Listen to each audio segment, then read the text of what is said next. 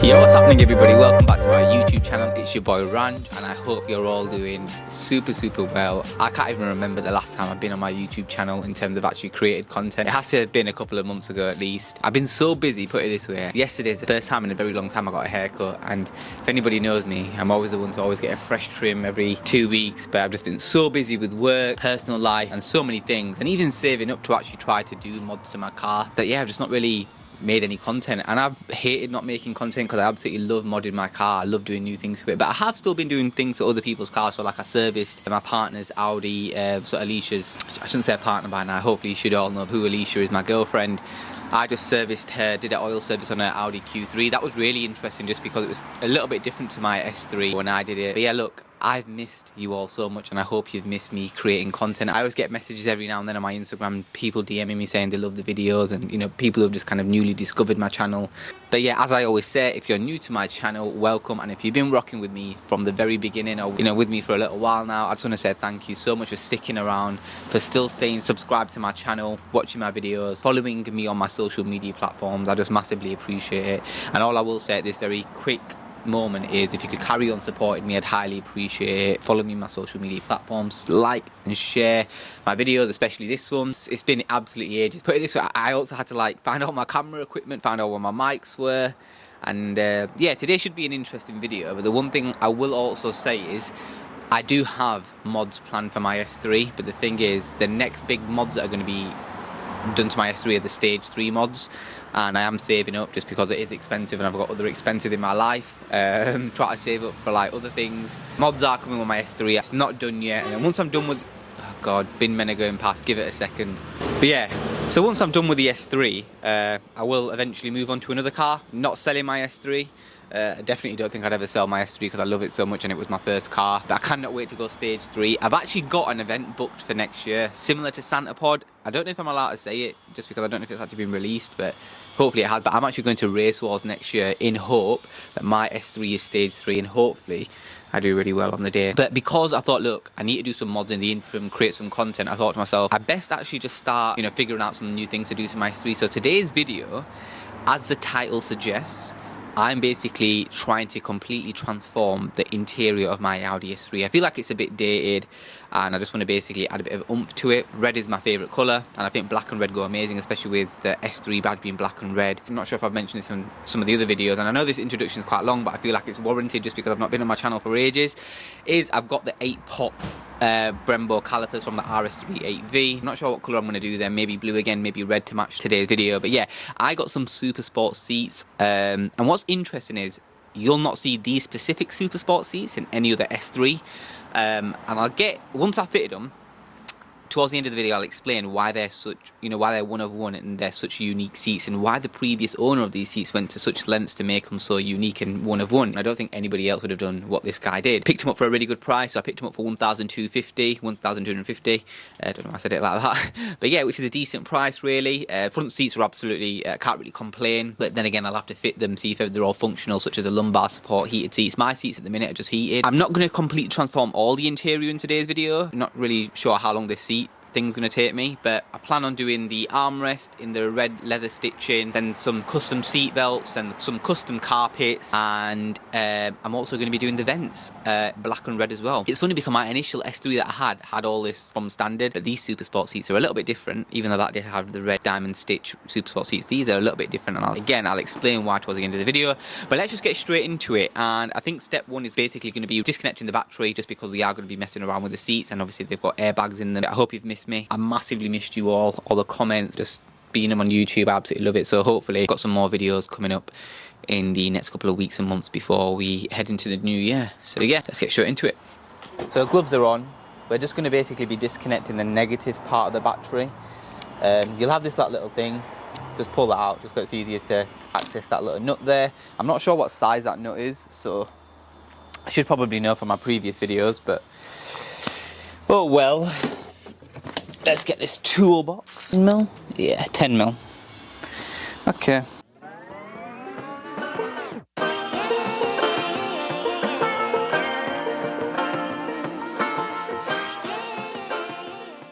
Right, now the first thing that I'm going to have to do to remove these seats apparently is some bolts here. So you've got one there You got one on each, so essentially I think there's 4 bolts in total, 2 at the front, 2 at the back. Then one's right there.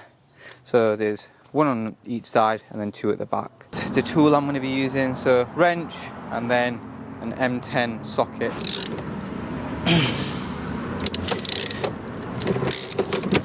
Oh, that's come out nice and easy, that, wow. Hopefully you can see what I'm doing.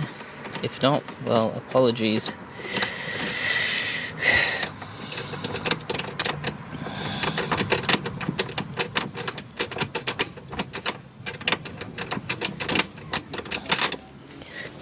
There we go, one bolt out. And again, it's come out really easy, that. Might actually just take a seat.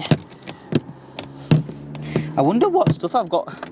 I don't think I've actually ever dropped anything in my rear seats, but it'd be interesting, wouldn't it, to see if I've got any money. It's always a good day when you get money.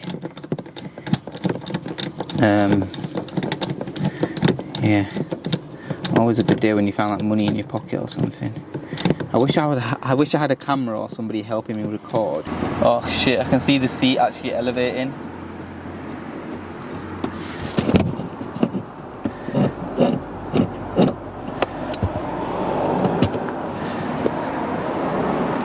Whoa. So, you don't need to do anything under the seat, you leave that as it is. These are the connectors, so you just pull this up and then obviously you just can put it back down, but there's the connector, so there's 4 connectors there. So I'll undo them and then basically the seat will just hopefully slide straight out. I'm hoping. So yeah, let's get these unconnected. Success. So you've got these 4 connectors to take out. This little black one's really tricky.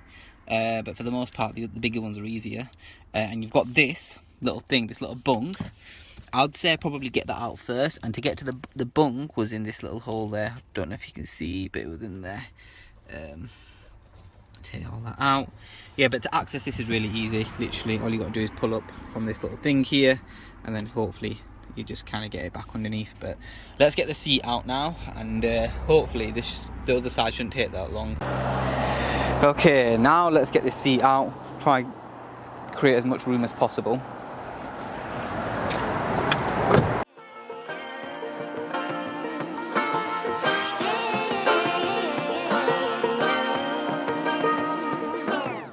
I like to be educated, but I'm so frustrated. Hello to my loneliness. I guess. Let's see how quick I can do this side. Yeah.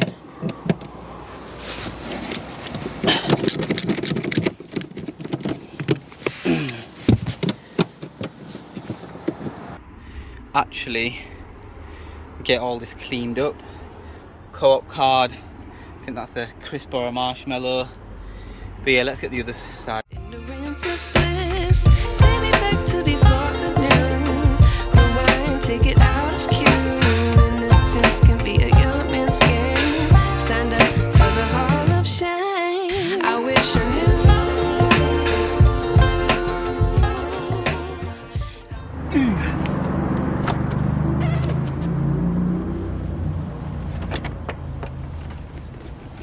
Oh yeah.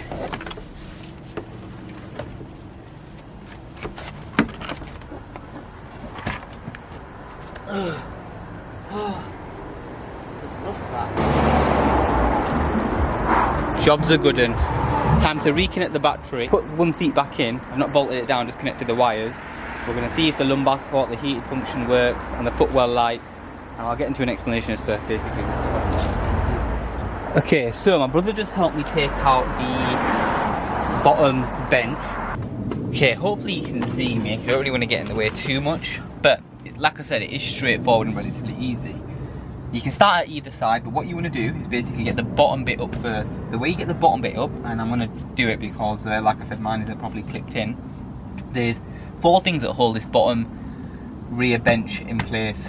There's 2 little hooks. There's a hook there, same on the other side, and then there's like a hook here. To get it out, literally all you need to do, and you should hear this, is pop it up. Literally, once you pop it up, it comes loose. So something clips into there, something clips into there, and you've got the same thing on the other side. You literally just pull it up with loads of force and it will come up. And then the only other thing is you need to take your ISOFIX little clippets out if you have them. But now we're going to remove the back bench and then hopefully get all the new stuff in. But yeah. Right, I won't lie, this was actually quite difficult, much harder than the rears, much harder than the fronts. What you need to do, in between, so I've taken out the single seat first on the left hand side. You need to take this plastic thing off, which is this.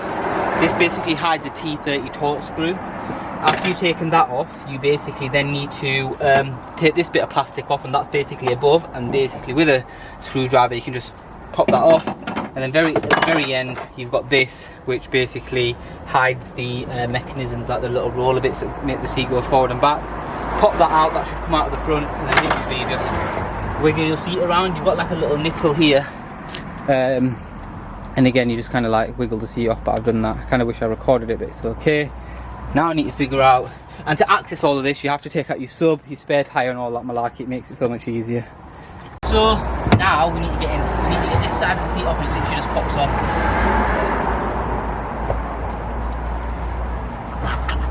Oh my god, yes. And now I need to get the seat off. Bomber! So if you're wondering where I am, I'm currently at Alicia's house and it is the next day. I've managed to get all of the Supersport seats into my S3 and I managed to get all of my old seats out. I ran into a few issues and that's why it took longer than expected. And what I'll do is I'll actually quickly show you what the current seats look like. And when I say current seats, the ones that are in right now. The only two issues I've had is I couldn't get a clip in at the back, and I also couldn't get the lumbar support function to work, but I think I know why that is. So now that I've got the seats in, it'll be easy to kind of lift them out. I don't actually have to take the seats out, and I will rectify some of the wiring that I think the previous owner of the seats kind of meddled with. And the only other issue is the rear seat at the back. I'm struggling to get it to clip in, so I'm going to try and get my brother to help with that. It was really hard because, you know, it got to like 4 PM and it started to get really dark, so I was struggling to see things, but I did the best I could. And what I'm going to do is just show you, to end this video, I'm going to quickly show you what they currently look like in the... I'm not sure if the quality of the camera is going to decrease here, or the sound is going to be worse, but I am recording on my phone, and the only reason I'm doing that is just so I can get that wide angle in. Now, these are the seats in. And like I said, they're not in the best condition. They're not in the worst condition. I have seen much worse. There's no tears or cuts or anything like that in the front seats. There's a few dents and stuff in the rear. But for the most part, really nice. Now, like I said at the beginning of this video, I'm going to show you why these are one-of-one unique seats. And I'll get onto that in a second. But I think it matches a nice red stitching on the Alcantara steering wheel. I am going to get some new carpets, because my brother's got some really, really nice carpets. But I think it's just made the car look so different. I think they absolutely look amazing.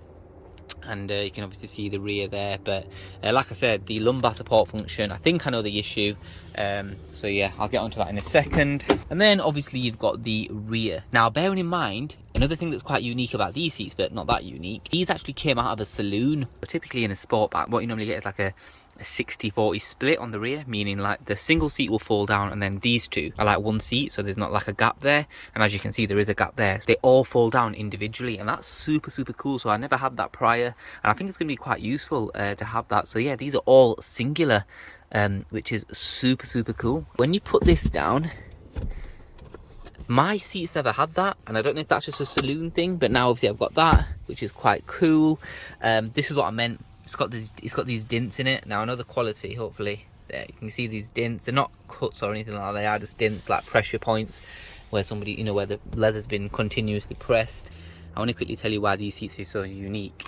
So, when you get Supersport seats in an S3, you'll get the diamond stitching, or the patterning, but you won't get the perforated leather. The perforated leather Supersport seats only come in the RS3, essentially. What this guy has done, he had a pair of Supersport seats in his S3, then he got a pair of Supersport seats from an RS3. He's basically cut this bit out, so the S bit, and basically put it on the RS3 seat because they didn't want to have RS3 logo in his S3, and I kind of appreciate that, because I was looking at getting some Supersport seats from an RS3 and I thought it's going to look so stupid if I got an S3 instead of RS3, but these, that's what he's done. So these are one-of-one unique. You do not get S3 seats with the with just the S3 logo with red perforated leather diamond pattern stitching. Kind of bad at explaining things in terms of terminology and stuff like that, but yeah, that's why these are one-of-one and unique. So, and yeah, I got them for 1,250, the full set, which I'm really happy with. That's going to be changed as well. So is the gearbox lever to have all the red stitching. I might even get a proper retrim of my steering wheel. I'm not sure But yeah, I'm happy with it. So as you can see, the seats are all fitted in. Like I said, I think they look absolutely amazing. It was super tiring, I think, just because I mean, there was no kind of support, there was no kind of like manuals on how to do this. There was a couple of things that, looking back, could have taken like minutes, but they took a lot longer, and that's just because I was just overthinking.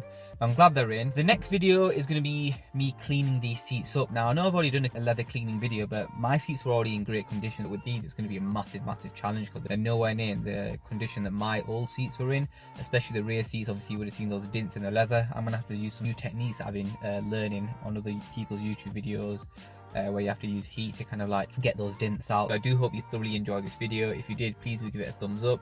Please do share my videos, share my content, subscribe to my YouTube channel, and hit that bell icon for future notifications. Drop a comment, and yeah, definitely follow me on my social media platforms. I always appreciate when people reach out to me on my social media platforms, just kind of showing appreciation and love. I'm going to try put as much effort as I can into my YouTube channel, and I know I said that in previous videos, but you know, I try as much as I can.